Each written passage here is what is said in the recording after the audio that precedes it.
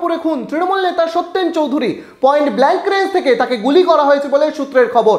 আশঙ্কাজনক অবস্থায় তাকে মুর্শিদাবাদ মেডিকেল কলেজ হাসপাতালে নিয়ে যাওয়া হলে চিকিৎসকেরা তাকে মৃত বলে ঘোষণা করেন।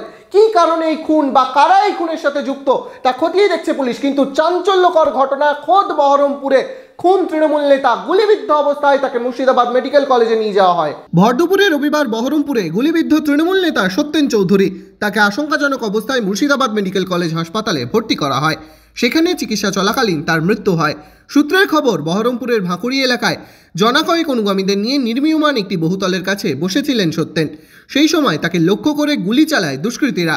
উনি নিজের বাড়ির ওখানেই ছিলেন, নিজের ফ্ল্যাটে। হ্যাঁ, ফ্ল্যাটে নিয়েছিল। তাহলে পরিচিত কেউ ঢুকেছিল? এটা বলা খুব মুশকিল। আমাদের ছিল না, বাইরে ছিল। আমরা যখন একটা ঘোষণা হয়েছিল সে সময় দেখেছিলাম উনি তৃণমূল কংগ্রেস সাধারণ সম্পাদক পদে ছিলেন। তৃণমূল কংগ্রেস। কিছু বুঝতে পারছি না কি করে হলো, কেন হলো, এরকম হওয়ার কথাও না। আমার আইডিয়াতে, আমার অ্যাজাম্পশনে 1 থেকে 2 মিনিট আমি ওখান থেকে বেরিয়ে আসি। আমি যখন আসি তখন আমার একটা বাইক, আমার বাইকটাই রাখা ছিল, আর সামনে যে আঁকে বুড়ো বলে ওরা আঁকার ওখানটাই ওই আমাদের ওয়ার মাঠের সামনে ওই মার্বেলের করে অমিত বলে ও ছিল, ও বাচ্চাকে আঁকা দেখায়। তো ওর সঙ্গে দুটো কথা বলে আমি জাস্ট বেরিয়ে চলে এসেছি। তখন আর বাইকটাই কাউকে কিছু দেখিনি। মানে ও ঘটনাটা ঘটেছে যেটা আমি বুঝলাম, ও বসেছিল, হঠাৎ করে ঢুকেছে, দিয়ে যে করেছে সেই কাজটা করে বেরিয়ে গিয়েছে। একসময় অধীর চৌধুরীর ডান হাত বলেই পরিচিত ছিলেন এই দাপুটে নেতা।